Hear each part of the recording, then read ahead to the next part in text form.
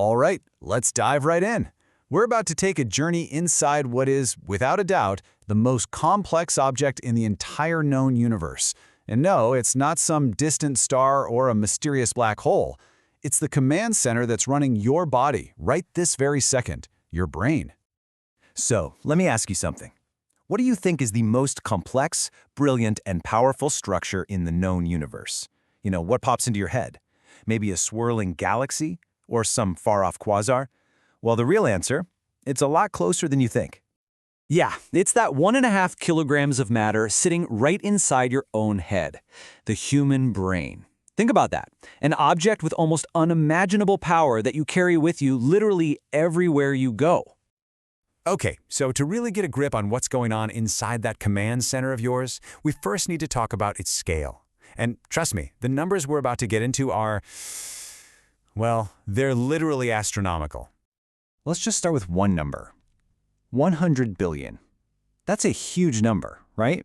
Well, that is the best guess for how many neurons, the basic building blocks, the fundamental cells, are packed inside your skull.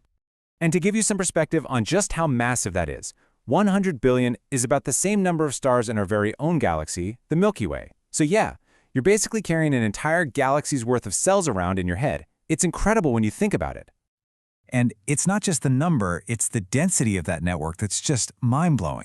I mean, if you could somehow unravel all of those neurons and just lay them out end to end, you'd have this incredible biological highway stretching all the way from here, from Earth, to the moon. But here's the thing, that massive network, it isn't just one single unified structure. A better way to think about it is like 3 different brains, all layered on top of each other over millions and millions of years of evolution. So the story starts way back, about 200 million years ago, with the oldest, most primitive layer. We call it the reptilian brain, or the archicortex. Then, fast forward about 100 million years, and you get the next layer, the early mammal brain, the paleocortex. And then, much more recently, just 100,000 years ago, came the final piece, the modern human brain, the neocortex.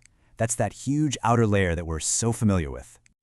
Let's talk about that oldest, deepest part, the reptilian brain. It basically operates on one simple motto: everything, and right away. This is the raw, instinctual part of us. We're talking aggression, defense, that pure, unfiltered impulse to just survive at all costs. Now, built right on top of that, you've got the paleocortex, and this is where things get a little more complex, because this layer brought emotion into the picture. This is the part that feels fear and apprehension. It's what starts to form basic memories to build a smarter survival instinct. It's the part that screams, "Whoa, run!" And then you have the final layer, the neocortex. And honestly, this is the part that truly makes us human. I mean, this massive outer shell makes up a whopping 85% of our brain's total mass, and it's responsible for, well, everything: language, art, math, abstract thought, the whole shebang. Okay, so as you can imagine, running a command center this sophisticated takes a ton of energy. The brain is hands down the most resource-hungry, high-maintenance organ in our entire body. Get this, the brain only makes up about 2% of your body's weight, but it devours a massive 20% of all the oxygen you breathe. It's got this absolutely insatiable appetite for fuel. It's just always hungry. So this dependency is super extreme, which of course leads to a pretty critical question.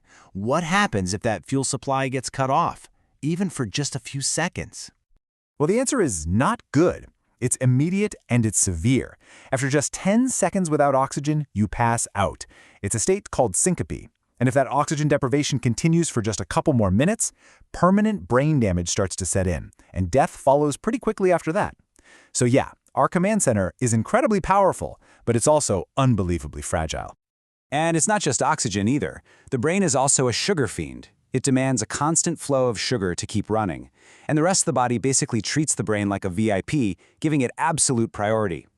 It rushes all these resources through protected channels, like the carotid artery. The brain doesn't just politely ask for fuel, it commands it. All right, so we've got the structure and we've got the fuel. But how does information actually travel around inside that massive network? Well, the answer is all about tiny chemical messengers moving at, well, basically supersonic speeds. The best way to picture it is like a crazy high-speed relay race. So let's say you're feeling thirsty. A nerve ending somewhere in your body picks up on that feeling. Instantly, it dispatches a chemical messenger. And this little messenger just zips from one neuron to the next, passing the baton at incredible speed, until bam, the message arrives at a processing center in the brain. The whole system is just built for pure speed and urgency. I mean, every single signal is like a frantic race against the clock, making sure that crucial information gets where it needs to go in just a fraction of a second. But this incredible network isn't just for sending messages like, "I'm thirsty." It's also how we record experiences and create memories.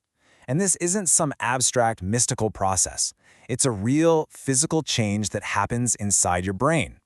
Let's take a super simple example. You prick your finger on a rose thorn. Okay, so the second that thorn pricks your finger, a whole flood of data rushes to your brain. It's like, data entry 1, rose thorns are sharp. Okay, got it. Data entry 2, sharp things cause pain. Check. Data entry 3, these little punctures can cause bleeding. Right. And to make sure you don't forget this lesson, the brain actually creates new proteins to physically store that information. Your experience has literally just rewired a part of your brain. So let's put it all together. You've got these ancient primal instincts, you've got modern logical reason, and this lightning-fast communication network connecting everything.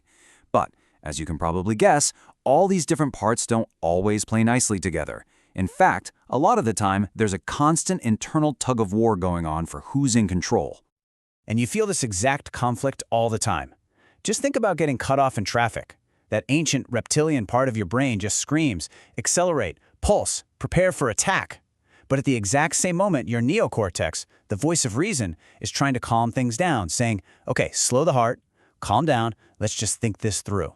This internal battle is happening constantly, and thankfully, for the most part, our reasoning brain usually wins out.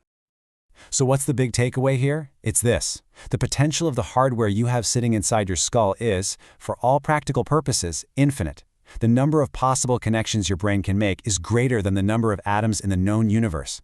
Just let that sink in. Which leaves us with one last really important question. What are you going to do with it?